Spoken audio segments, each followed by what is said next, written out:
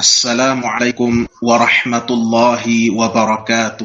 Innal hamdalillah nahmaduhu wa nasta'inuhu wa nastaghfiruh wa na'udzu billahi min shururi anfusina wa min sayyiati a'malina. May yahdihillahu fala mudilla lahu wa may yudlil fala hadiya lahu. Wa ashhadu an la ilaha illallah wahdahu la syarika lah wa ashhadu anna nabiyyana Muhammadan abduhu wa rasuluh la nabiyya ba'dah. Allahumma salli wa sallim wa barik ala nabiyyina Muhammad wa ala alihi wa ashabihi ajma'in. Amma ba'd, kaum muslimin dan muslimat rahimani wa rahimakumullah. Kita melanjutkan pembahasan kita dari kitab Shiyam, kitab tentang puasa, dari sebuah kitab yang berjudul Umdatul Ahkam, yang berarti sandaran atau pedoman dalam hukum-hukum Islam, yang ditulis oleh Al-Imam Al-Hafidh Abdul Ghani Al-Maqdisi rahimahullahu ta'ala. Sebagaimana telah kita jelaskan pada pertemuan yang lalu, bahwa as-siyam, yakni puasa, secara bahasa artinya al-imsak, yakni menahan diri dari sesuatu. Oleh karena itulah Allah subhanahu wa ta'ala ketika mengkisahkan tentang kisah Maryam, ketika Maryam diperintahkan oleh Allah subhanahu wa ta'ala lewat perantaraan malaikat Jibril alaihi salam, fakuli washrabi wa qarri aina, makan dan minumlah engkau wahai Maryam, wa qarri aina, dan bersenang-senanglah engkau, fa imma tarayinna minal bashari ahadan, dan jika engkau melihat seseorang dari antara manusia, faquli inni nadhartu lirrahmani sawma, maka katakanlah olehmu wahai Maryam, inni nadhartu lirrahmani sawma, sesungguhnya saya telah bernazar kepada Allah Ar-Rahman yang Maha Pemurah untuk berpuasa, untuk sauma, untuk berpuasa. Di sini dijelaskan apa itu puasanya, puasa seperti apa yang dinazarkan oleh Maryam alaihassalam, yakni falan ukallimal yauma insiya, saya tidak akan berbicara pada hari ini kepada seorang manusia pun. Ini puasanya. Jadi bukan puasa makan dan minum, karena sebelumnya Allah subhanahu wa ta'ala telah memerintahkan melalui perantaraan malaikat Jibril, fakuli washrabi wa qarri aina, silahkan makan engkau, minumlah engkau wahai Maryam, dan bersenang-senang hatilah engkau. Sehingga makna puasa secara bahasa itu al-imsak, menahan diri dari sesuatu secara umum. Adapun secara istilah, secara syariat, yang namanya as-siyam atau puasa adalah al-imsaku bin niyah, menahan diri disertai dengan niat, niat untuk beribadah, niat sebagai ibadah. Puasa mendekatkan diri kepada Allah subhanahu wa ta'ala, ini baru bernilai ibadah. Sehingga kalau ada orang yang dia kelupaan tidak makan dari semenjak terbitnya fajar shadiq, yakni masuknya waktu subuh sampai terbenamnya matahari, tapi tidak diniati niat beribadah kepada Allah, niat puasa sebagaimana tuntunan syariat, maka dia tidak mendapatkan pahala di sisi Allah subhanahu wa ta'ala. Innamal a'malu binniyat, sesungguhnya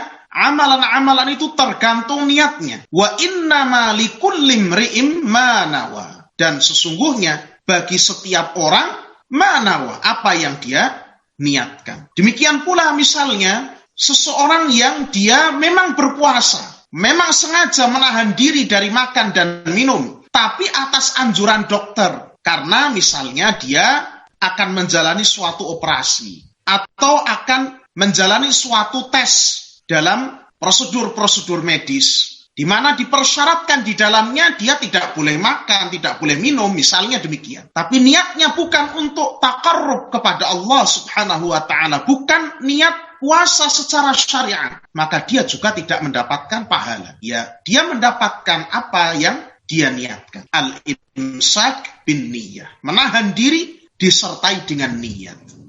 Nanti insyaallah ta'ala akan dijelaskan bahwa niat itu apabila puasanya adalah puasa wajib, seperti puasa di bulan Ramadan, atau puasa nazar, atau puasa kafarah, atau juga puasa qadha, tanggungan hutang puasa dari bulan Ramadan karena dia tinggalkan karena suatu uzur syar'i. Kalau puasanya puasa wajib, maka niatnya harus sudah dimulai sejak malam harinya. Man lam yubayyitis siyama minal lail fala siyamalah. Barang siapa yang tidak menetapkan niatnya semenjak malam hari, maka tidak ada puasa baginya. Ini adalah hukum yang berlaku bagi puasa wajib. Maka kalau misalnya seorang punya tanggungan hutang puasa, misalnya di bulan Ramadan kemarin seseorang sakit 1 hari misalnya, sakit 1 hari,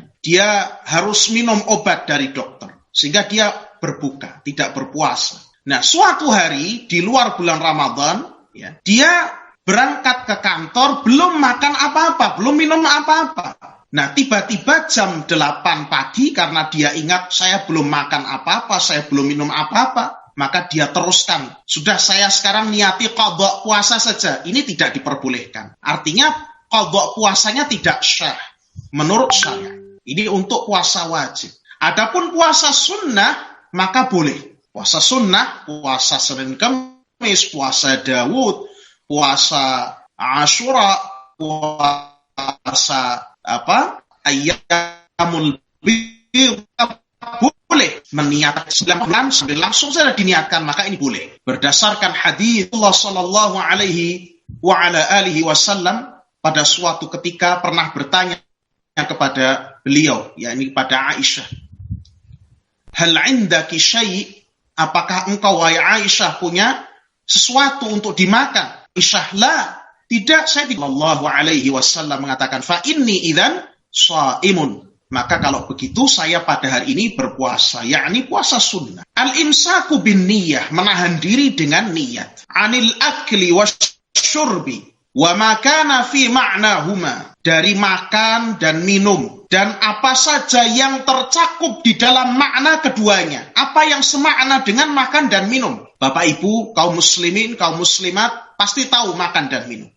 Tapi ada hal-hal yang mungkin tidak secara zahir makan dan minum lewat mulut, tidak secara zahir nampak makan dan minum, tapi secara hukum sama, secara makna sama. Misalnya orang yang mendapatkan infus berupa makanan, infus yang sifatnya makanan, ini termasuk dalam hukum makan dan minum, sehingga ini membatalkan puasa. Kalau memang dia sakit harus mendapatkan infus, ya tidak usah berpuasa. Dia bisa mengqadha'nya di hari-hari yang lain. Faman kana minkum marda aw ala safarin fa'iddatun min ayyamin ukhra. Maka barang siapa di antara kalian yang dalam perjalanan atau sakit, maka dia mengganti pada hari-hari yang lain sesuai dengan hari-hari yang ditinggalkan. Wal jima', demikian pula dari jima', wa makana fi ma'nahu, dan apa-apa saja yang tercakup dalam makna jima'. Jima' berhubungan suami istri. Ada yang di luar hubungan suami istri tapi masuk ke dalam hukum itu, ya, masuk ke dalam hukum itu. Misalnya al-istimna. Al-istimna ini onani. Ini juga masuk dalam hukum jima'. Hanya saja maka kafarahnya berbeda dengan kafarah ketika seseorang berjima' dengan istrinya di siang hari bulan Ramadan. Karena kafarah yang paling berat itu adalah berjima' di siang hari bulan Ramadan. Adapun jika seorang melakukan istimna, yakni onani, maka tidak sampai membayar kafarah sebagaimana kafarah jima', yakni memerdekakan budak kalau tidak mampu puasa 2 bulan berturut-turut, dan kalau tidak mampu membayar fidyah, membayar makan kepada 60 orang miskin. Ini kafarah yang harus dibayarkan, denda yang harus dibayarkan bagi orang yang berjima' di siang hari bulan Ramadan. Ini yang paling berat dendanya. Perkara-perkara yang membatalkan puasa, yang tentunya disebutkan di dalam Al-Quran maupun sunnah Nabi Sallallahu Alaihi wasallam. Misalnya muntah dengan disengaja dan lain sebagainya. Min tulu'il fajri tsani ila ghurubi asy-syams. Dimulai dari terbitnya fajar yang kedua, ini masuknya waktu subuh sampai terbenamnya matahari. Dari mulai terbitnya fajar shadiq, dari mulai masuknya waktu subuh sampai terbenamnya matahari. Yang dijadikan patokan adalah masuknya waktu subuh dan masuknya waktu maghrib, yaitu terbenamnya matahari dan terbitnya fajar shadiq, bukan azan. Karena kadang-kadang muadzin, ya, misalnya ketika berbuka puasa, muadzin kadang-kadang azannya agak telat karena dia mungkin makan dulu 1, 2, 3 buah kurma, minum dulu, ya. Dia sambil berwudu terlebih dahulu mungkin. Ya, yang jadi patokan adalah apakah sudah masuk atau belum waktu maghrib dan waktu subuh, kalau itu adalah mulainya berpuasa. Ini ta'abbudan lillahi azza wa jalla, dalam rangka beribadah, mencari keridhaan Allah, mengharapkan wajah Allah subhanahu wa ta'ala. Misalnya puasa Ramadan itu hukumnya wajib, hukumnya fardhu ain, hukumnya wajib bagi setiap muslim, laki-laki maupun perempuan yang sudah mukallaf, yang memang dikenai kewajiban-kewajiban syariat. Wajib, setiap individu muslim wajib berpuasa. Dalilnya ada di dalam Al-Quran, As-Sunnah, maupun kesepakatan para ulama. Dalam Al-Quran Allah subhanahu wa ta'ala berfirman, ya ayyuhalladzina amanu, di orang-orang yang bertakwa. Demikian pula firman Allah, syahrul Ramadan. Mohon maaf, ini tadi keluar, saya tidak tahu. Kita lanjutkan. Sebagaimana firman Allah subhanahu wa ta'ala, syahrul Ramadan alladzi unzila fihi al-Qur'an hudan lin-nasi wa bayyinatin minal huda wal furqan. Faman syahida minkumus syahra falyasum. Maka barang siapa di antara kalian yang hadir di bulan tersebut, yakni menyaksikan datangnya bulan Ramadan, maka dia wajib untuk berpuasa. Ini dalil dari Al-Quran. Dan dalil dari sunnah, bahwasannya puasa Ramadan ini merupakan salah satu rukun di antara rukun-rukun Islam. Rasulullah sallallahu alaihi wa ala alihi wasallam, beliau pernah bersabda, buniyal islamu ala khamsin. Islam itu dibangun di atas 5 perkara. Syahadati an la ilaha illallah wa anna Muhammadar Rasulullah. Persaksian bahwasannya tidak ada sembahan yang hak melainkan Allah, dan bahwasannya Nabi Muhammad sallallahu alaihi wasallam adalah utusan Allah. Wa iqamis shalah, dan mendirikan salat. Wa itaiz zakah, dan membayar zakat. Wa siyami Ramadan, dan puasa di bulan Ramadan. Wal hajj, dan berhaji ke Baitullah. Di puasa Ramadan adalah rukun keempat dari rukun-rukun Islam. Ini di dalam hadis yang ada di Sahih Muslim dari Abdullah bin Umar, di mana di kelanjutan hadis ini disebutkan, faqala rajulun al-hajju wa siyamu Ramadan. Ada orang yang menanyakan kepada Ibnu Umar yang meriwayatkan hadis ini, loh, haji dulu baru puasa Ramadan? Maka dijawab oleh Ibnu Umar, la, siyamu Ramadan wal hajj.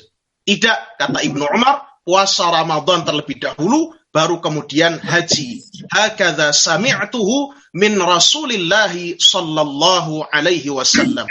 Demikianlah saya mendengarnya dari Rasulullah sallallahu alaihi wasallam. Ini adalah dalil dari sunnah.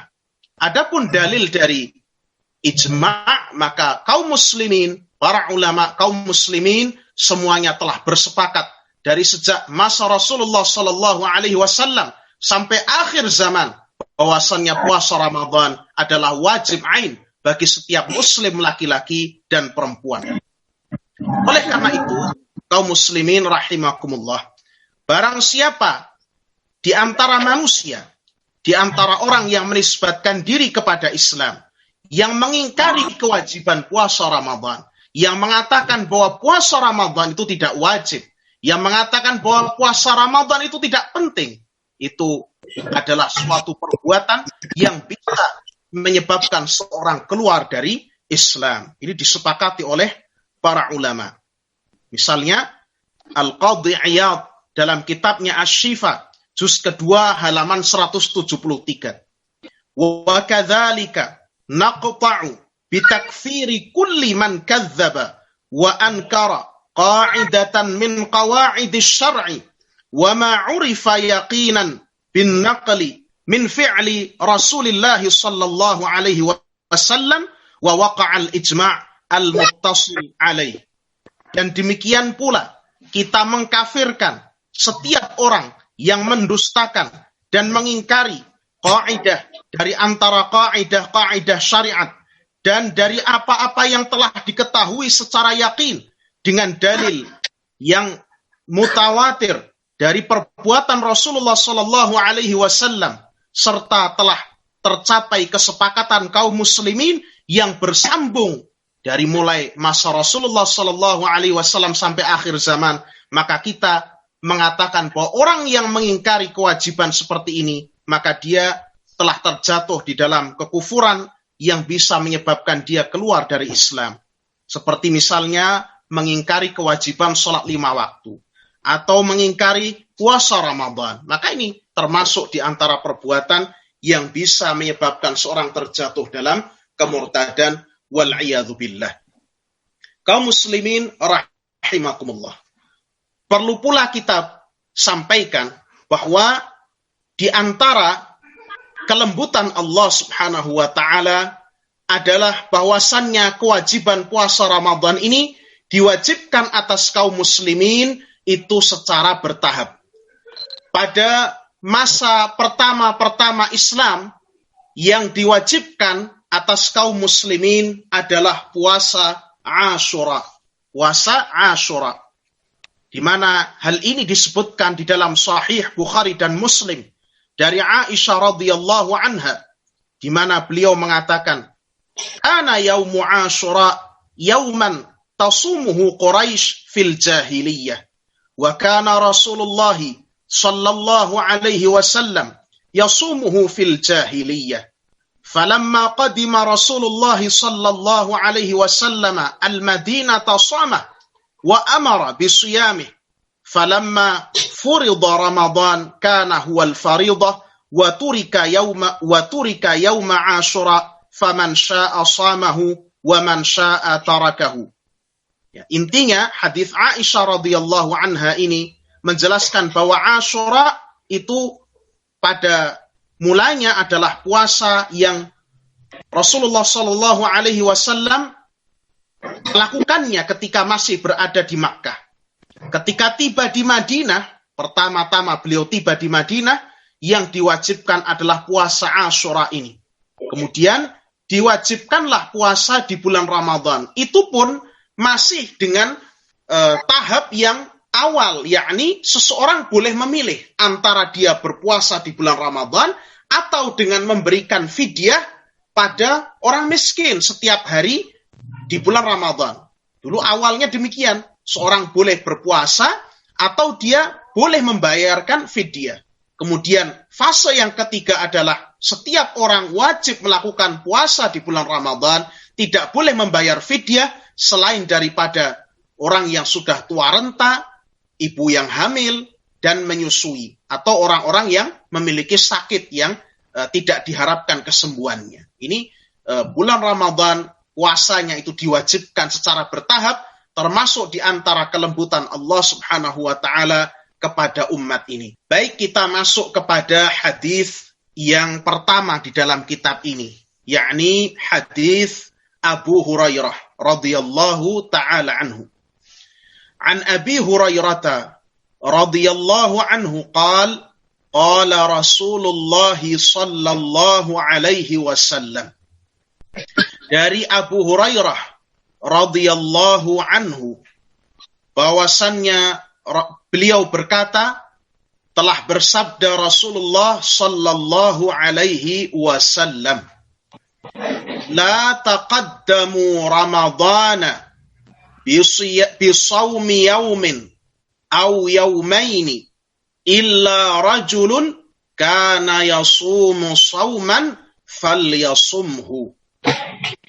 Kata Nabi sallallahu alaihi wasallam, janganlah kalian mendahului Ramadan dengan berpuasa sehari atau 2 hari sebelumnya. Kecuali seorang yang biasa berpuasa, maka berpuasalah. Ini hadis diriwayatkan oleh Al-Imam Al-Bukhari dan Muslim. Dari hadis ini, kaum muslimin rahimakumullah, kita bisa mengambil beberapa pelajaran penting. Yang pertama, bahwa pada hadis ini terdapat larangan dari Rasulullah sallallahu alaihi wasallam dari kita berpuasa sehari atau 2 hari mendahului bulan Ramadan, yakni tanggal 29 dan 30 Sya'ban. Karena bulan Ramadan itu terletak sesudah bulan Sya'ban. Jadi dilarang kita untuk berpuasa tanggal 29 dan tanggal 30 Sya'ban. Bahkan sebagian di antara para ulama mengatakan bahwa dilarang untuk mendahului Ramadan itu mulai dari tanggal 28-nya. Jadi dilarang berpuasa tanggal 28, 29, dan 30 Sya'ban. Kenapa? Karena bulan Hijriyah itu terkadang bisa 29 hari, terkadang bisa 30 hari. Sehingga kalau bulannya itu 30, maka 2 hari sebelum Ramadan itu 29 dan 30. Tapi kalau bulan Sya'bannya 29, berarti 2 hari menjelang Ramadan adalah tanggal 28 dan 29.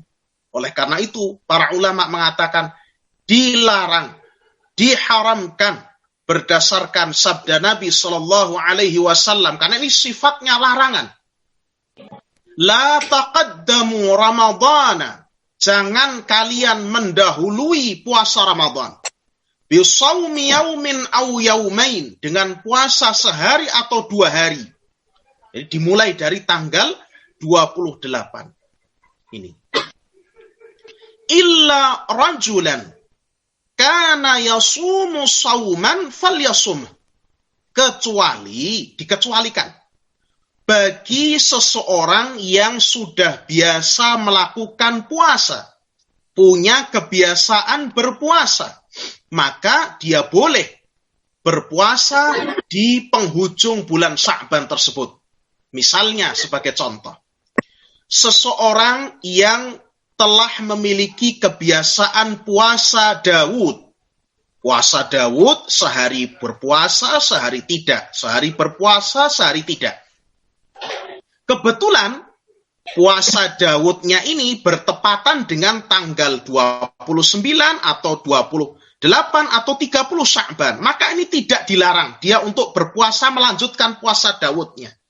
Meskipun itu bertepatan tanggal 30 kemudian berikutnya puasa Ramadan. Tidak ada masalah karena dia adalah orang yang telah biasa berpuasa sunnah. Ini contoh yang pertama.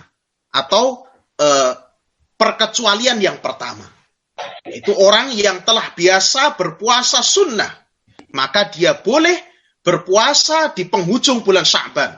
Meskipun itu sehari 2 hari sebelum Ramadan. Ini.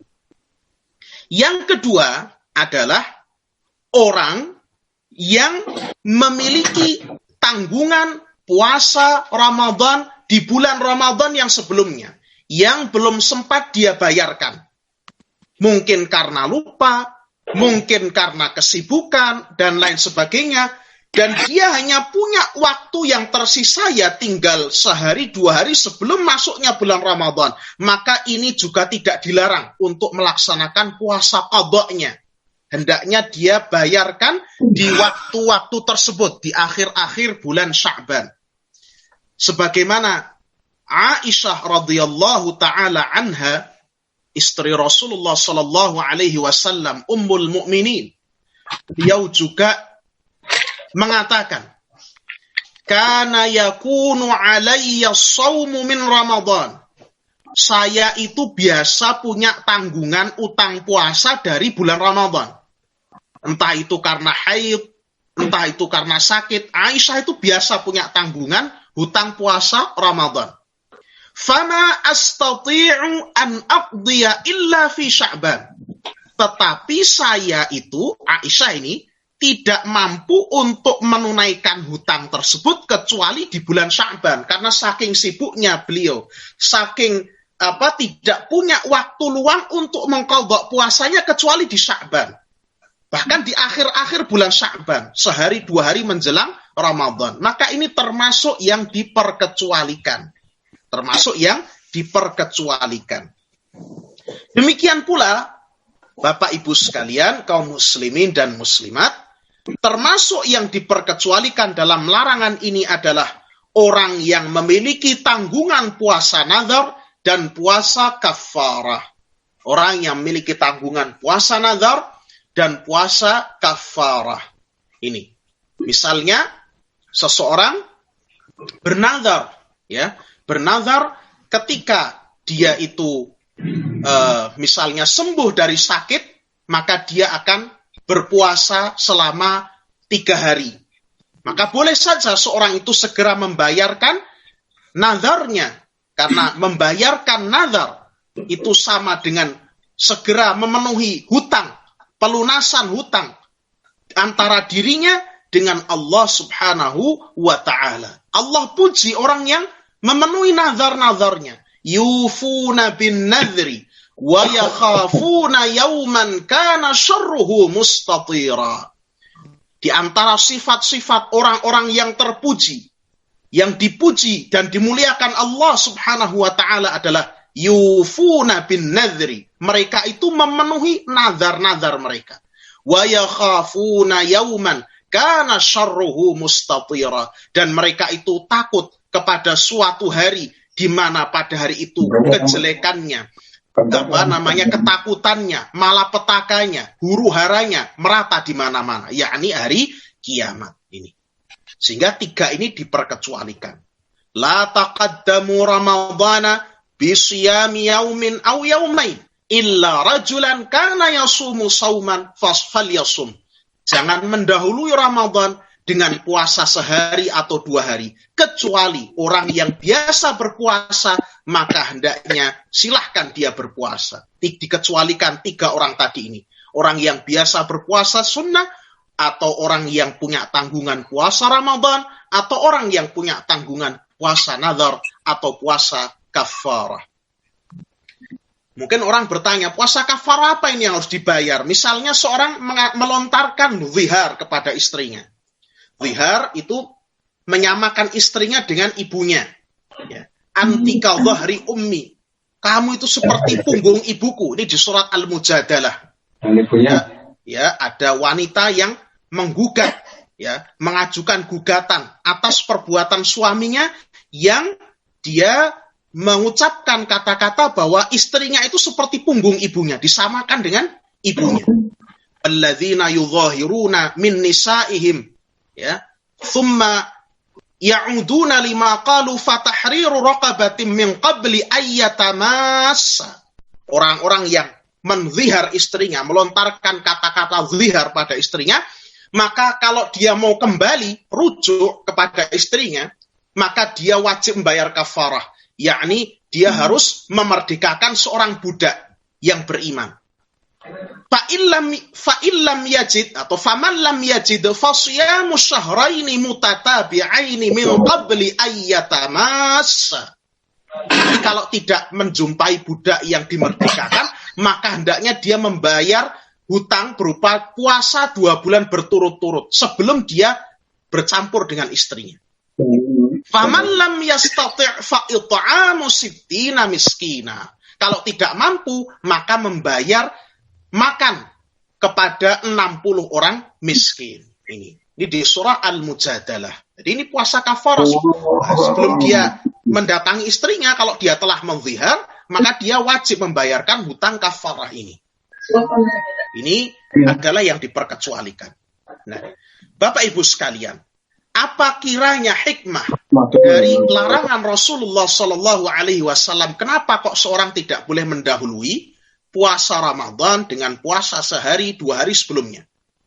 Di antaranya dijelaskan oleh para ulama. Yang pertama, hikmah, kenapa kok tidak boleh mendahului puasa Ramadan dengan puasa sehari 2 hari sebelumnya? Yang pertama, tujuannya adalah at-tamyiz.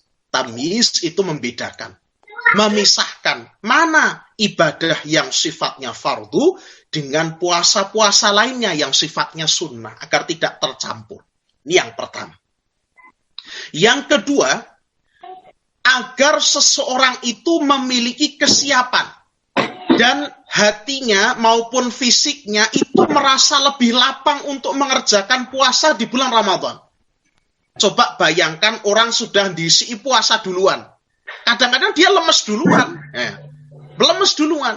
Jadi justru orang itu diberi waktu untuk dia mempersiapkan baik jiwanya maupun mentalnya, jiwanya maupun fisiknya untuk dia menjalani puasa selama 30 hari. Karena ini termasuk hal yang tidak ringan. Ya. Kalau mungkin kita di Indonesia, mungkin kita ringan Bapak Ibu. Alhamdulillah, Allah tidaklah membebani setiap jiwa kecuali sesuai kadar kesanggupannya. Kita yang badannya seperti ini, yang kena panas sedikit cepat pusing, kena dingin sedikit cepat flu, itu diberi negara yang daerahnya tropis, sehingga puasa kita itu malam dan siangnya hampir sama. Bayangkan saudara-saudara kita yang berpuasa di bagian utara di belahan bumi kita, yang siangnya kadang-kadang panjang, atau saudara-saudara kita yang berada di tanah Arab, yang kadang-kadang puasa Ramadan itu ada di musim panas. Ini berat. Sehingga saya tadi mengatakan bahwa pensyariatan puasa Ramadan itu sampai dulunya 3 tahapan. Pertama yang diwajibkan yaitu puasa Asyura. Tanggal 10 Muharram. Kemudian Allah naikkan puasa di bulan Ramadan itu wajib. Tapi ada pilihan, kalau orang tidak puasa juga boleh, asalkan bayar fidyah. Bagi seorang yang tidak puasa, ya meskipun masih muda nggak apa-apa, bayar fidyah, tiap harinya memberi makan 1 orang miskin. Itulah kenapa dalam ayat 184 ya, ayyaman ma'dudat faman kana minkum maridun aw ala safarin fa'iddatum min ayyamin ukhar wa 'alal ladzina yutiqunahu fidyatun ta'amu miskin. Dan bagi orang-orang yang berat menjalankan puasa, maka dia boleh membayarkan fidyah pada 1 orang miskin. Wa man tatawwa'a khairan fahuwa khairul lah. Dan barang siapa yang berbuat kebaikan, tatawwu' yang lebih daripada itu, artinya beri makannya lebih dari 1 orang miskin, atau lebih dari ukuran yang standar yang ditetapkan, fahuwa khairul lah, maka itu kebaikan tambahan baginya. Wa antasumu khairul lakum, dan berpuasa itu lebih baik bagi kamu. Dulu begitu. Tahap kedua itu milih, boleh puasa, boleh membayar fidyah. Setelah itu ayat 185, Syahrul Ramadan alladzi unzila fihil Qur'an. Bulan Ramadan, bulan di mana diturunkan Al-Qur'an. Hudan linnas, petunjuk bagi manusia. Wa bayyinatin minal huda, dan penjelasan-penjelasan dari petunjuk itu. Wal furqan, dan pembeda antara yang hak dan yang batil. Faman syahida minkumus syahra falyasum. Barang siapa hadir di suatu negeri bertepatan dengan masuknya bulan Ramadan, maka wajib bagi dia berpuasa. Wa man kana maridun aw ala safarin fa'iddatun min ayyamin ukhar. Yang dikecualikan tidak puasa itu boleh siapa? Orang-orang yang sakit atau dia dalam perjalanan. Sampai 3 tahap pensyariatannya. Sehingga ini tadi, sebenarnya larangan Rasulullah Shallallahu Alaihi Wasallam agar kita tidak mendahului puasa Ramadan sehari atau 2 hari sebelum masuknya Ramadan, sebelum tanggal 1, diantaranya memberikan kesiapan secara mental maupun fisik agar kita lebih siap mengerjakan puasa di bulan Ramadan, agar kita itu kuat. Apalagi pada waktu awal-awal Ramadan biasanya lemesnya itu lebih besar biasanya.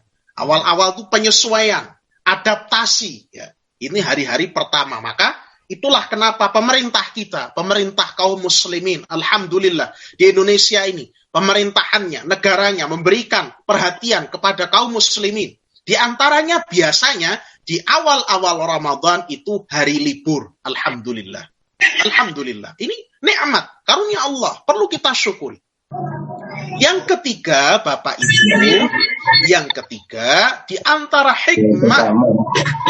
hikmah, kenapa kita diperintah jangan kita dahului puasa 1 hari, 2 hari sebelum bulan Ramadan, adalah untuk menutup pintu-pintu bid'ah, untuk menutup pintu-pintu hulu dalam beragama, berlebih-lebihan dalam beragama. Misalnya Bapak Ibu, puasa di hari Syak, puasa di hari yang diragukan, di mana ketika itu misalnya kan yang namanya Ru'yatul Hilal itu dilaksanakan tanggal 23 bulan Sya'ban, 29 bulan Sya'ban. Karena puasa bulan itu 1 bulannya bisa 29, bisa 30. Berarti Ru'yatul Hilal itu pasti dilaksanakan tanggal 29 bulan Sya'ban. Kalau hilal Ramadan belum terlihat, berarti disempurnakan 30 hari. Kalau ternyata hilal Ramadan sudah terlihat, berarti besoknya itu sudah puasa tanggal 1. Berarti bulan Sya'ban cuma 29 hari. Nah, ternyata Bapak Ibu, di malam hari, ya setelah maghrib, pada tanggal 29 bulan Sya'ban itu, langit tertutup mendung, atau ada kabut asap, atau yang lain sebagainya. Sehingga hilal Ramadan tidak bisa terlihat karena ada penghalang. Kemudian seorang, begini, wah daripada jangan-jangan ini nanti sudah masuk Ramadan. Jangan-jangan ini sebenarnya ada hilal di sana tapi tidak bisa terlihat. Ya. Kemudian seorang melakukan puasa.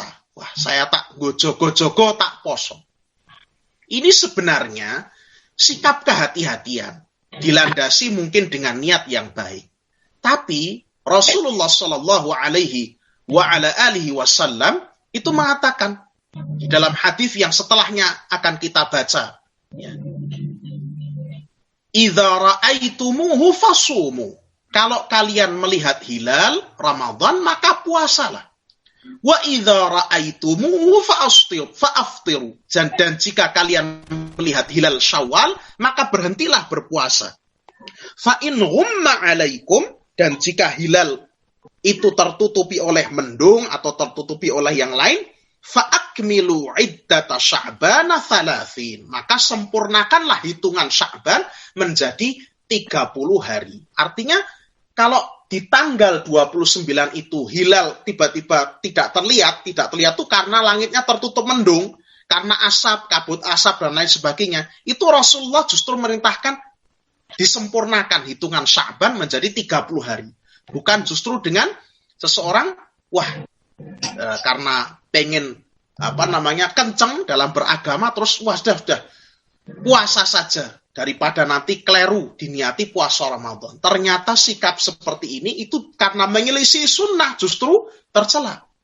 Sehingga Rasulullah Shallallahu Alaihi Wasallam di dalam hadis Ibnu Mas'ud, man shama yaumal ladzi yushakku fihi faqad asa Abul Qasim Shallallahu Alaihi Wasallam. Barang siapa yang puasa di hari yang diragukan, maka dia telah memaksiati Abul Qasim, memaksiati Rasulullah Shallallahu Alaihi Wasallam. Intinya yang ketiga ini, hikmah yang ketiga itu kita diajari untuk yakin. Kita diajari untuk yakin dan tidak was-was. Mengikuti bimbingan Rasulullah Shallallahu alaihi wasallam. Kita dituntut untuk yakin. Termasuk dalam perkara-perkara yang lain. Dalam sholat misalnya. Orang kerasa kok, kelihatannya kok kentut ya saya. Ragu-ragu. Ya, syaitan itu di dalam Sahihul Bukhari itu meniup ke dalam dubur salah seorang di antara kita. Ditiup sehingga kerasa ada seperti angin. Padahal bukan angin gitu. Kerasa apa gitu di situ. Perutnya juga dibuat supaya terasa agak mual dan lain sebagainya. Tapi itu was-was, ragu-ragu. Maka hukum asalnya, ketika dia masih ragu-ragu, hukum asalnya dikembalikan pada yakin, yaitu dia masih suci, belum batal. Udah nggak usah dipikirkan bahwa dia itu jangan-jangan saya ternyata sudah batal wudhu saya. Ya, ini kita diajari supaya kita itu yakin. Ini adalah di antara sunnah Rasulullah Sallallahu Alaihi Wasallam, diajari agar kita yakin, tidak ragu-ragu. Di antara hikmah Rasulullah Sallallahu Alaihi Wasallam melarang seseorang untuk tidak berpuasa sehari 2 hari sebelum bulan Ramadan adalah menutup celah-celah seseorang hulu berlebih-lebihan di dalam beragama. Perhatikan nih Bapak Ibu, seorang yang pengen kehati-hatian, tapi justru dia menyelisih sunnah Rasulullah, justru menjerumuskan diri dalam sikap berlebih-lebihan, memberat-beratkan diri, menambah-nambahi apa yang telah digariskan Allah dan Rasulnya, itu justru dicela. Itu justru dicela. Sebagai contoh, misalnya, seorang karena ragu-ragu di dalam wudhu, sehingga menambah jumlah dari basuhannya. Tadinya 3 kali jadi 4, jadi 5. Rasulullah SAW pesan kepada kita, hakadha al-wudu. Inilah wudu itu seperti ini. Maksimalnya 3. Faman zada ala dzalika faqad asa'a wa ta'adda wa zalama. Barang siapa yang menambah jumlah dari 3 tersebut, maka sungguh dia telah berbuat jelek. Asa'a wa ta'adda, dia telah melampaui batas. Wa zalam, dan dia telah berbuat zalim. Orang yang maunya hati-hati, tapi menyelisih sunnah Rasulullah, ini justru malah keliru. Karena agama kita tuh dibangun di atas kemudahan. Dibangun di atas keyakinan, bukan keraguan-raguan. Ini. Termasuk juga, Bapak Ibu sekalian, dulu ketika awal-awal terjadinya virus corona itu, banyak orang-orang yang memberat-beratkan diri. Memposisikan dirinya seolah-olah mereka adalah ulama. Seolah-olah mereka adalah ahlul ilm. Mereka tidak mempedulikan fatwa-fatwa para ahlul ilm, bimbingan para ulama. Mereka mengaku seolah-olah bahwa diri mereka adalah yang paling suci dan orang yang memerintahkan kaum muslimin untuk berhati-hati, untuk melindungi jiwanya maupun jiwa kaum muslimin lainnya itu sebagai orang yang anti masjid misalnya.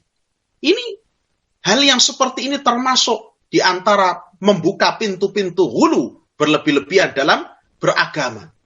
Sampai akhirnya berkelanjutan sampai sekarang. Mereka tidak percaya pada yang namanya corona itu. Sehingga ketika mereka difasilitasi dengan masker, difasilitasi dengan orang untuk membersihkan tangannya, itu mereka marahnya bukan main, protes dan lain sebagainya. Ini karena mereka tidak percaya, tidak mengikuti bimbingan para ulama. Mereka terjerumus dalam sikap-sikap hulu, sikap-sikap berlebihan, sikap-sikap jafa, melampaui batas, sikap-sikap keras kepala, keras hati, dan lain sebagainya. Wal'iyadzubillah. Sehingga sebenarnya hadis ini justru mengingatkan pada kita bahwa Islam itu dibangun di atas kemudahan, dibangun di atas keyakinan, dibangun atas keluasan, dibangun di atas kelapangan. Inilah Islam, tidak memberatkan bagi pemeluk-pemeluknya. Hadis yang kedua dalam kitab puasa ini, yakni hadis Ibnu Umar. Qala Ibnu Umar radhiyallahu taala anhuma mengatakan, sami'tu Rasulullah sallallahu alaihi wasallam. Saya mendengar Rasulullah sallallahu alaihi wasallam pernah bersabda, "Idza ra'aitumuhu fasumu jika kalian melihatnya, yakni hilal Ramadan. Fasumu, maka berpuasalah kalian. Wa idza ra'aitumuhu, dan jika kalian melihatnya pula, yakni hilal Syawal, fa'aftiru, maka berbukalah, yakni berhentilah berpuasa, berhari rayalah. Fa in ghumma 'alaikum, dan jika hilal itu tertutup oleh sesuatu, apakah itu awan, kabut, dan lain sebagainya, faqdurulah, maka sempurnakanlah hitungannya. Yakni dalam hadis yang lain, fa'akmilu iddata sya'bana 30, maka sempurnakanlah hitungan bulan Sya'ban menjadi 30 hari. Kaum muslimin rahimakumullah.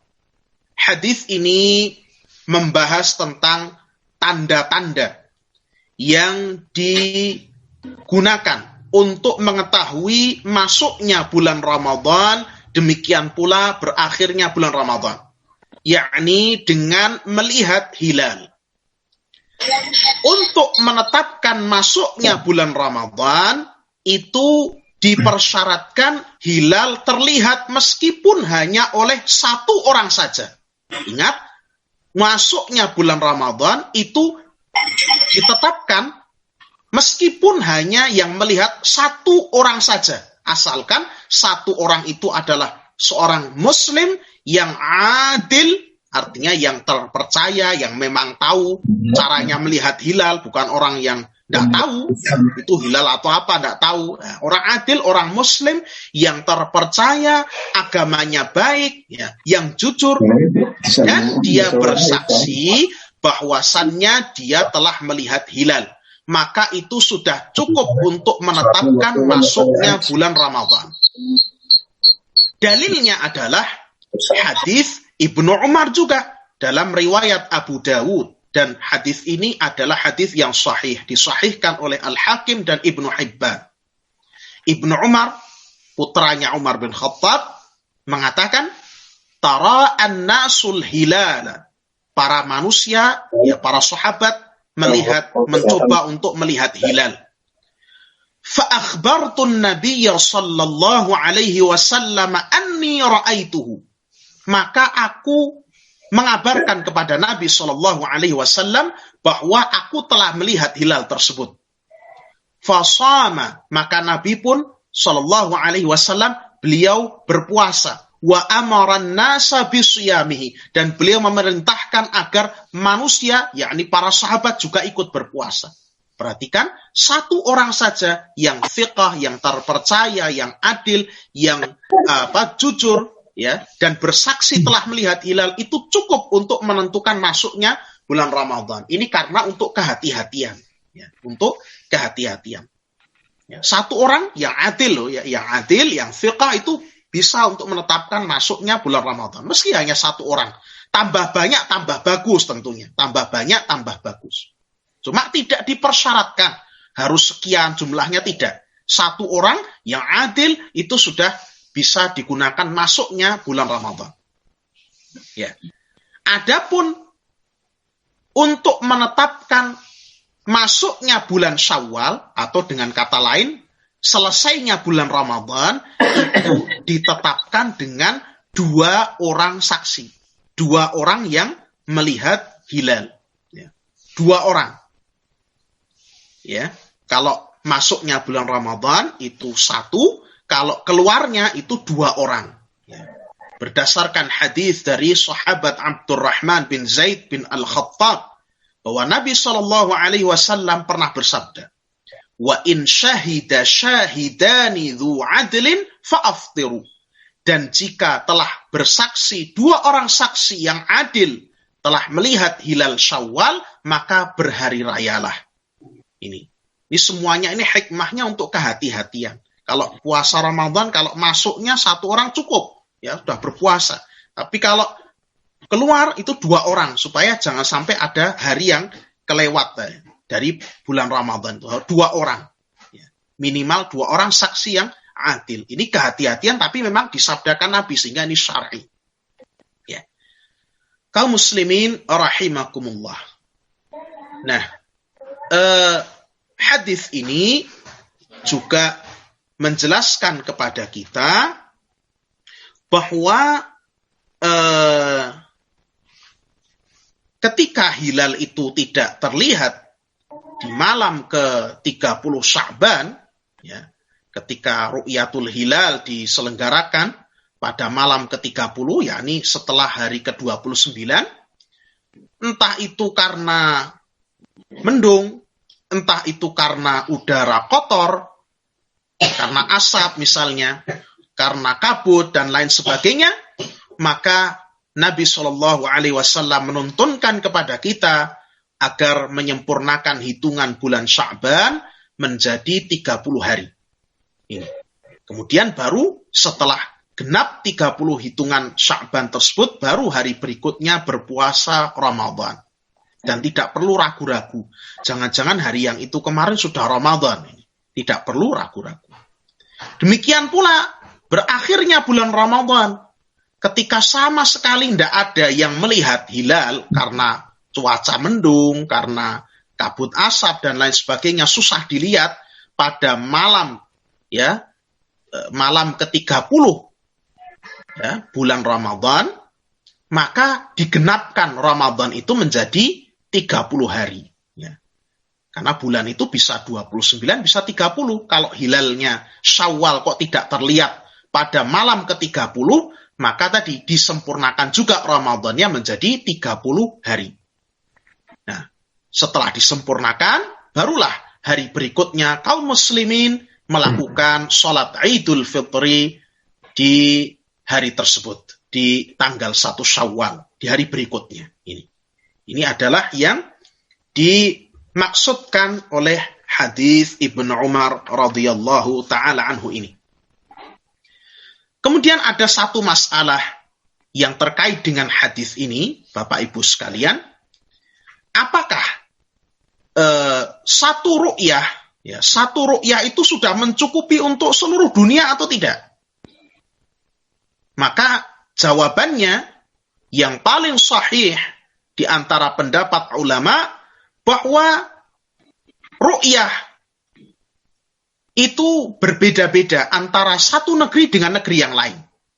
Sebagai contoh, misalnya di Indonesia, misalnya di Indonesia itu mulai puasanya berbeda dengan mulai puasa di Saudi.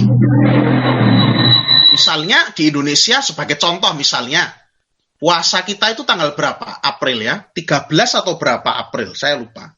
Misalnya contoh lah, ambil tanggal 13 April misalnya, saya juga lupa. Tahun ini tanggal berapa saya juga kurang paham. Ya. Artinya nanti ditetapkan juga oleh pemerintah. Misalnya, ambillah misalnya ketika di ru'yah tanggal 13 Indonesia, keputusan dari Kemenak 13 April puasa, misalnya contoh. Ternyata di Saudi, di Arab Saudi, kok tanggal 14. Maka Bapak Ibu tidak perlu risau. Loh, harusnya kita mengikuti yang di sana. Atau sana lebih duluan, saya tanggal 12-nya. Tidak perlu risau. Karena setiap negeri itu punya matlaknya masing-masing. Setiap negeri punya tempat terbitnya hilalnya masing-masing. Ini. Jadi satu negeri bisa sudah berpuasa, satu negeri yang lain bisa belum. Sebagaimana hal ini dijelaskan dalam riwayat Imam Muslim dari hadis Ummu Fadl bintul Harith, di mana kaum muslimin ketika itu, antara kaum muslimin yang ada di Madinah dengan kaum muslimin yang ada di negeri Syam itu berbeda, ya, berbeda mulai puasa Ramadannya. Maka kaum muslimin yang ada di negeri Syam mengikuti ru'yah Muawiyah bin Abi Sufyan yang ketika itu menjadi gubernur di negeri Syam. Sedangkan kaum muslimin yang ada di Madinah ya mengikuti ru'yah yang ada di Madinah, ya. Sehingga berbeda mulainya puasa Ramadan dengan mulainya puasa Ramadan di negeri Syam di bawah pimpinan gubernur Muawiyah bin Abi Sufyan dengan mulainya puasa Ramadan di kota Madinah. Ya. Ketika itu ditanyakan sampai ditanyakan, ya, tidakkah cukup, ya, tidakkah cukup la taktafi bi ru'yati Muawiyah wa siyamih? Apa tidak cukup orang-orang Madinah itu mengikuti ru'yahnya Muawiyah bin Abi Sufyan yang mulainya duluan, ya, di Syam? Maka kata Ibnu Abbas radhiyallahu taala anhuma, ini orang alim, ya. Ibnu Abbas itu sahabat yang alim. Kata beliau, la hakadza amarana Rasulullah sallallahu alaihi wasallam. Tidak, demikianlah kami diperintah oleh Rasulullah sallallahu alaihi wasallam. Jadi matlah antara negara satu dengan yang lain itu bisa berbeda. Jadi jangan Bapak Ibu risau. Termasuk ini juga dalam permasalahan misalnya puasa Arafah misalnya, puasa Arafah. Pendapat yang paling sahih di antara para ulama, ya, bahwa puasa Arafah itu kan puasa yang dilaksanakan pada tanggal 9 Dzulhijjah. Ya, puasa tanggal 9 Dzulhijjah. Sehingga ketika mulainya Dzulhijjah di Indonesia dengan di Saudi berbeda, maka tidak ada masalah, tidak perlu risau mengikuti ru'yah dari negeri masing-masing. Inilah pendapat yang paling kuat di antara pendapat para ahlul ilm. Meskipun di antara ahlul ilm ada yang berpendapat kalau Ramadan mengikuti ru'yahnya masing-masing. Kalau pas puasa Arafah mengikuti ibadah haji karena itu terkait dengan amalan ibadah haji. Jadi berbeda seperti itu. Ada yang mengatakan, oh tidak, semuanya jadi satu. Kalau satu sudah melihat, ya cukup satu itu. Sehingga yang paling dahulu melihat, misalnya Saudi mendahului kita, berarti harusnya kita ikut Saudi. Ada yang demikian. Tapi yang paling sahih, insyaallah ta'ala berdasarkan hadis riwayat Muslim ini, tentang bagaimana kaum muslimin, para sahabat di Madinah berbeda, mulai puasanya dengan para sahabat yang ada di Syam. Ini menjadi dalil yang kuat, bahwasannya ru'yah, matla' itu berbeda di masing-masing negeri. Ya. Wallahu ta'ala a'lam bissawab. Hadis terakhir Bapak Ibu, kurang 15 menit kita sampai jam 9. Hadis yang terakhir pada pertemuan hari ini, hadis Anas bin Malik radhiyallahu taala anhu. Beliau mengatakan qala Rasulullah sallallahu alaihi wasallam. Rasulullah sallallahu alaihi wasallam bersabda, tasahharu, bersahurlah kalian. Makan sahurlah kalian. Fa inna fis suhuri barakah. Karena pada makan sahur itu ada barakah, terdapat barakah. Baik, kata sahur di sini, tasahharu, makan sahurlah kalian. Fa inna fis suhuri barakah. Itu bisa dibaca sahur, bisa dibaca suhur. Kalau dibaca dengan dhammah, fa inna fis suhur, karena sesungguhnya dalam suhur itu berarti perbuatan makan sahur. Perbuatannya kita makan. Ya. Eat, ya makan.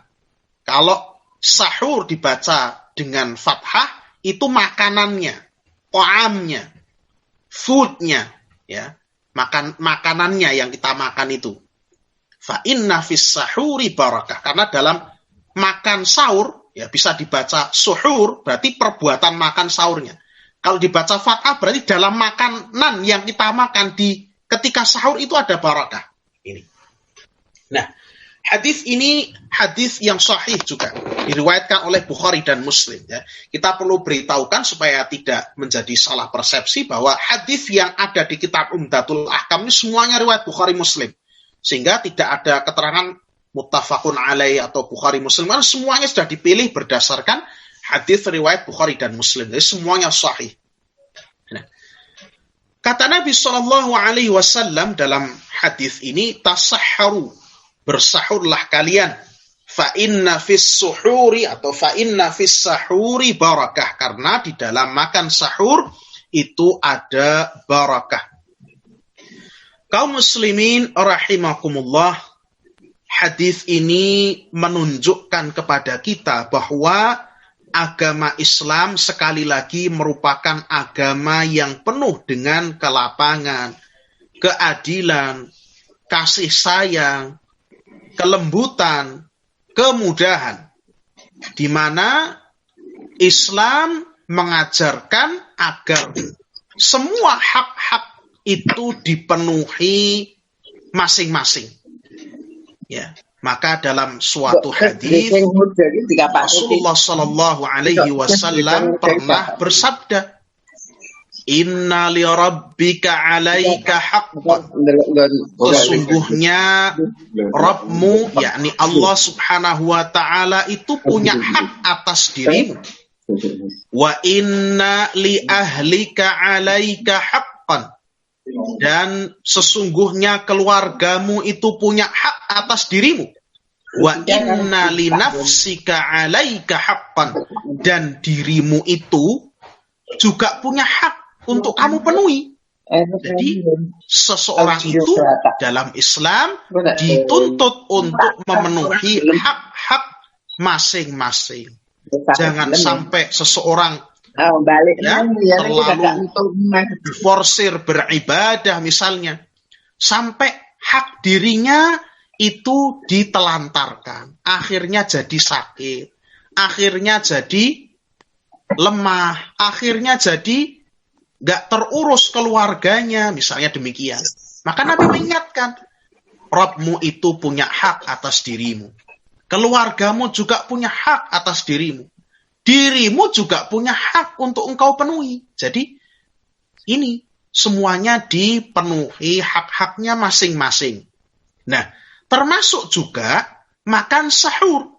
Makan sahur itu termasuk di antara bentuk Islam memuliakan, meninggikan, memenuhi haknya badan kita. Ini.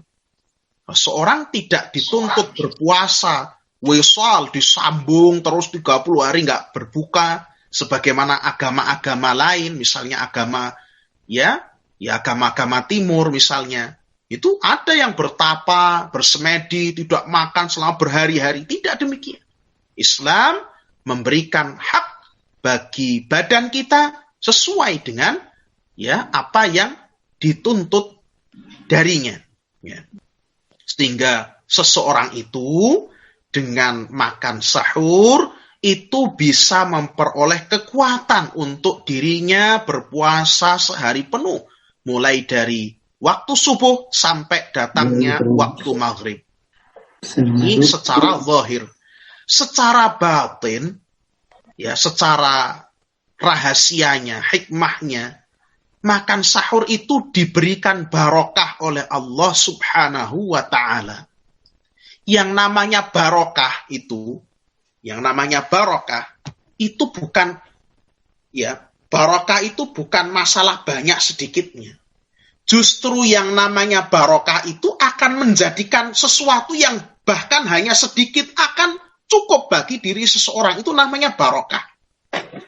Hingga sudah dibuktikan secara tajribah, secara uji coba. Setiap orang yang makan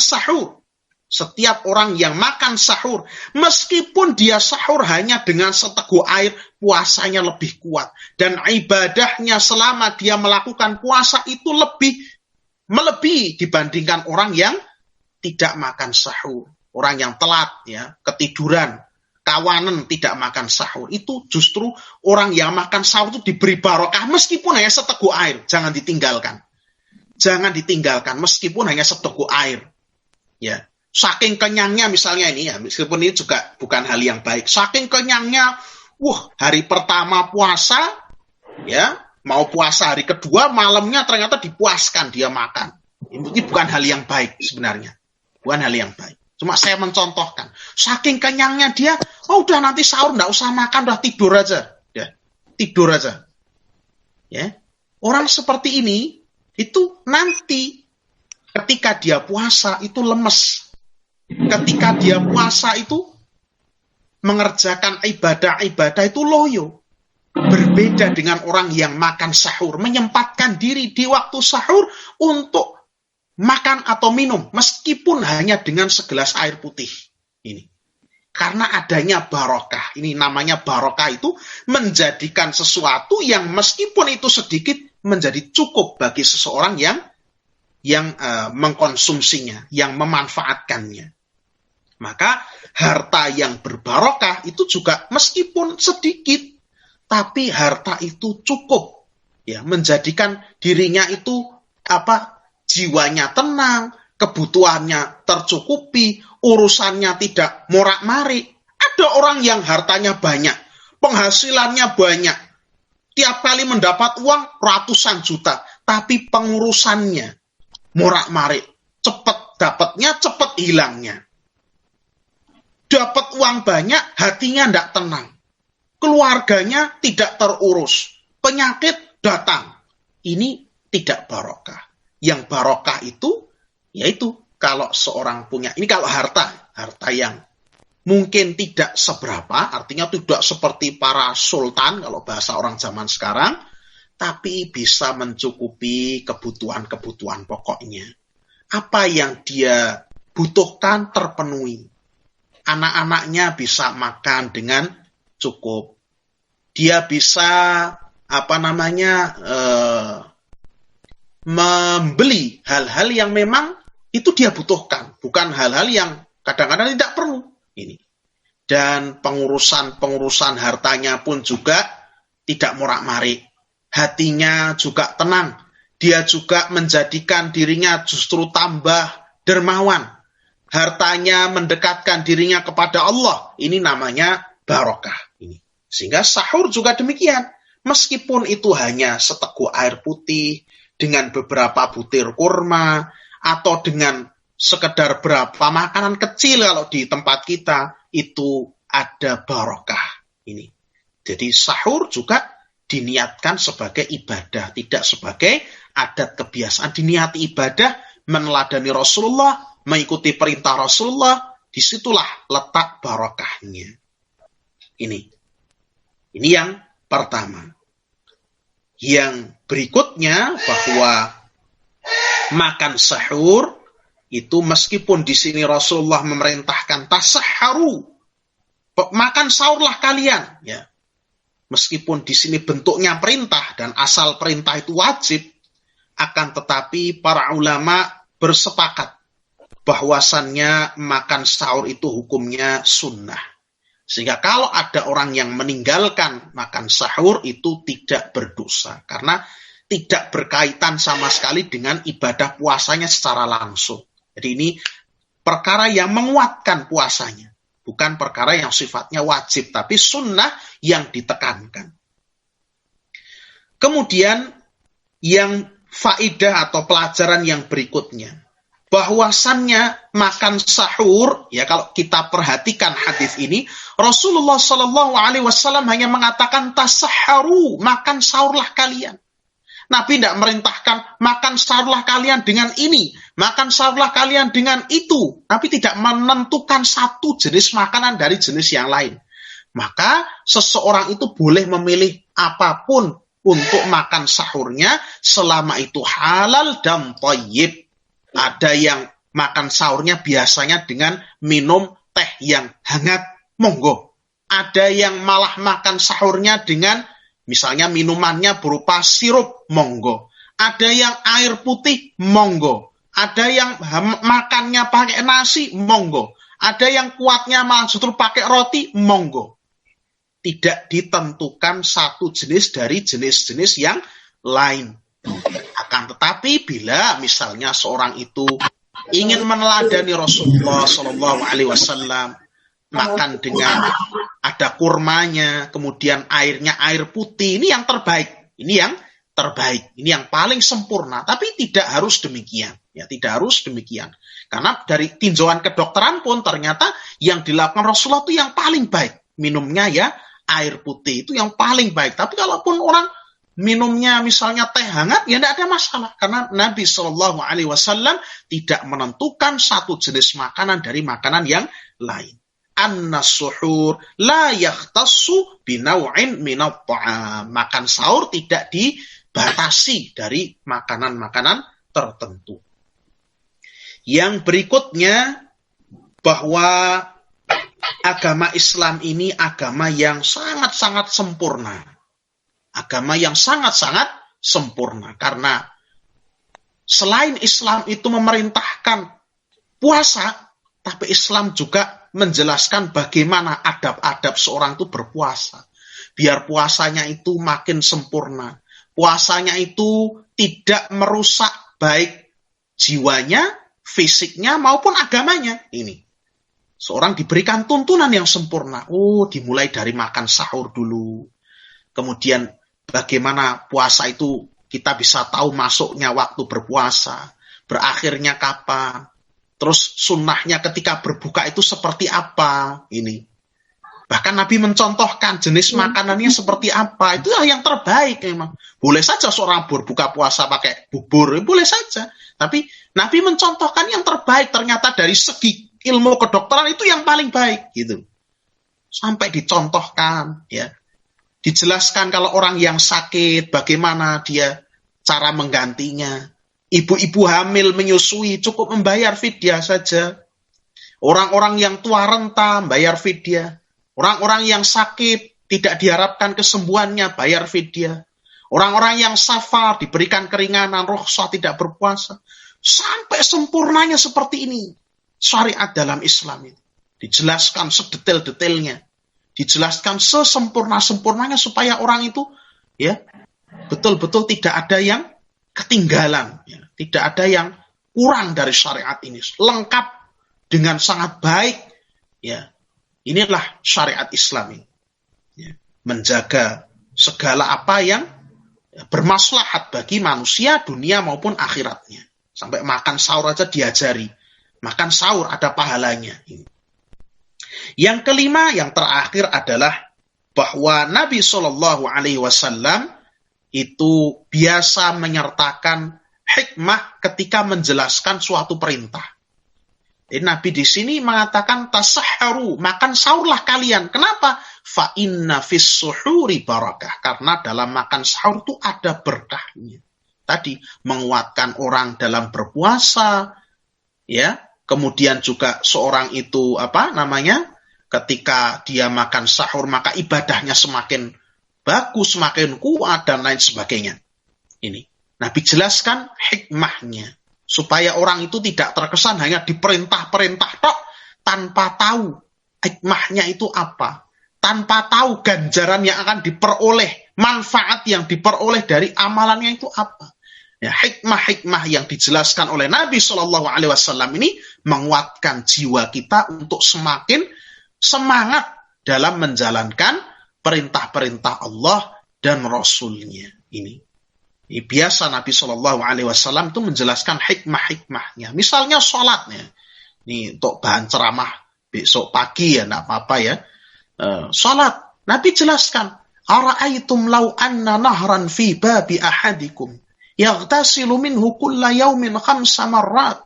Hal yabqa min daranihi syai'. Apakah pandangan kalian?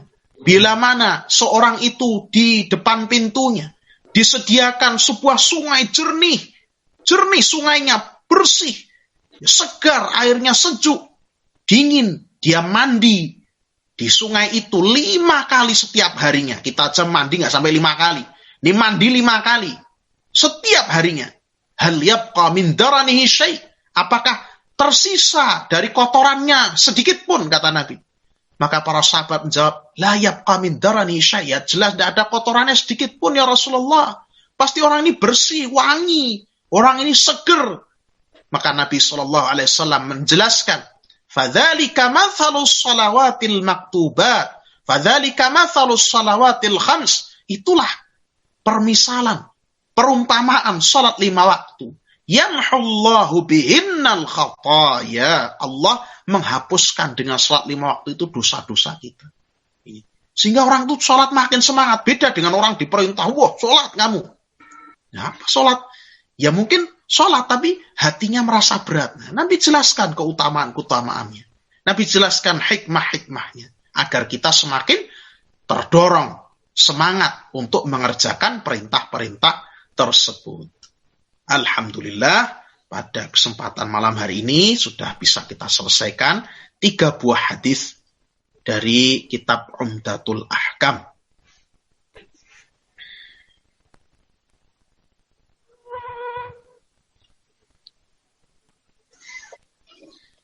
Sebentar lagi, sekitar 3 hari lagi akan masuk bulan Sya'ban. Apa keutamaannya puasa Sya'ban selain sebagai bulan pemanasan sebelum Ramadan?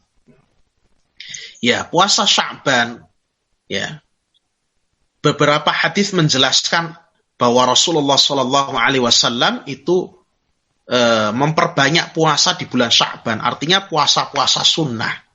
Ya, itu tidak bertentangan dengan hadis ini, karena hadis ini ya yang awal tadi menjelaskan seorang itu puasa di penghujung dari bulan Sya'ban, sehingga dia mendahului puasa Ramadan dengan puasa sehari 2 hari sebelum puasa Ramadan tersebut, ya, mendahului dengan puasa Sya'ban sehari 2 hari sebelum Ramadan.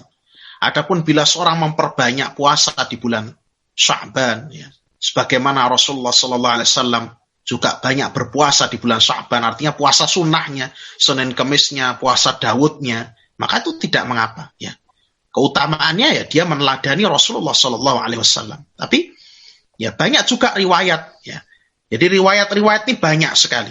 Ada yang menjelaskan dari hadis Aisyah bahwa Aisyah tidak pernah melihat Rasulullah berpuasa di bulan Sya'ban. Ada yang menjelaskan Rasulullah SAW berpuasa di bulan Sya'ban. Ini tidak saling bertentangan. Justru ini di antara penjelasan para ulama, seorang itu berbeda-beda antara seorang dengan yang lain. Misalnya kadang-kadang seorang itu hanya punya kesempatan berpuasa sunnah di bulan Sya'ban. Ya. Atau seorang itu justru malah kesiapannya sebelum masuk Ramadan itu dengan berlatih banyak berpuasa dulu. Sehingga di bulan Ramadan itu nanti khususnya dalam menahan jiwanya dari hal-hal yang diharamkan Allah, seperti misalnya menghibah, mudah emosi, itu semakin terlatih. Ya, mungkin dia lebih kuat dengan cara tadi, melatih sejak awal Sya'ban. Tapi tidak bertentangan dengan hadis ini, karena hadis yang di awal itu melarang sehari 2 hari menjelang Ramadan. Mungkin tadi juga perlu kita jelaskan. Illa rajulan kana yasumu sauman falyasum. Kecuali seorang yang biasa berpuasa, maka silahkan berpuasa. Biasa itu berapa batasnya? Batasnya biasa itu 3 kali.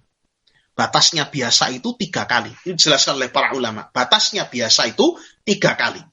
Makanya misalnya, seseorang, ini pernah ditanyakan kepada kami berulang kali, misalnya seorang itu lupa tidak mengerjakan atau ketinggalan mengerjakan sholat qabliyah subuh. Bolehkah dia mengerjakan sholat qabliyah itu diqadha setelah sholat subuh? Setelah sholat subuh dia sholat 2 rakaat.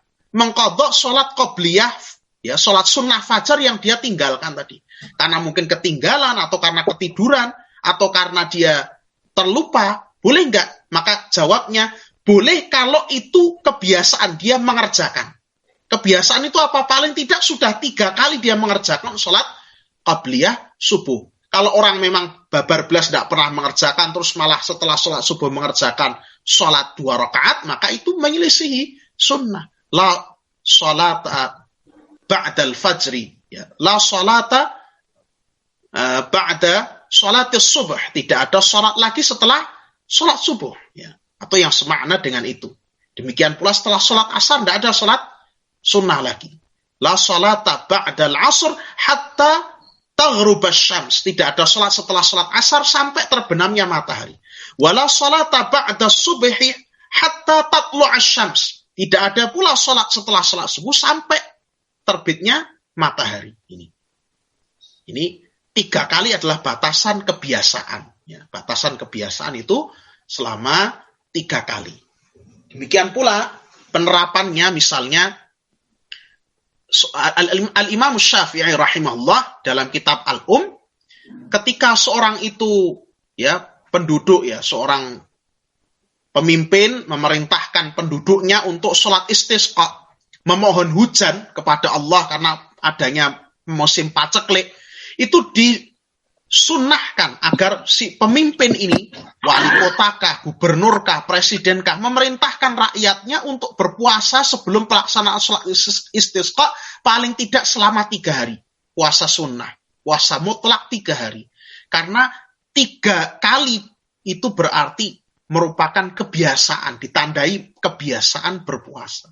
Artinya betul-betul sebelum pelaksanaan sholat istisqa, itu seorang itu betul-betul dia melakukan ketaatan pada Allah, memperbanyak berpuasa, memperbanyak bersedekah, beristighfar. Itu ya 3 hari disiapkan, tidak ujuk-ujuk jret masuk sholat istisqa ini dengan adab-adab terlebih dahulu, membersihkan dosa-dosanya, memperbanyak ketaatan. Ini Imam Syafi'i mengatakan selama 3 hari sebelum pelaksanaan sholat istisqa. Sehingga 3 kali itu adalah batas kebiasaannya. Jadi ibu-ibu yang menyusui bila sudah membayar fidyah, apakah masih qadha puasa yang ditinggalkannya? Yang sahih, ibu-ibu yang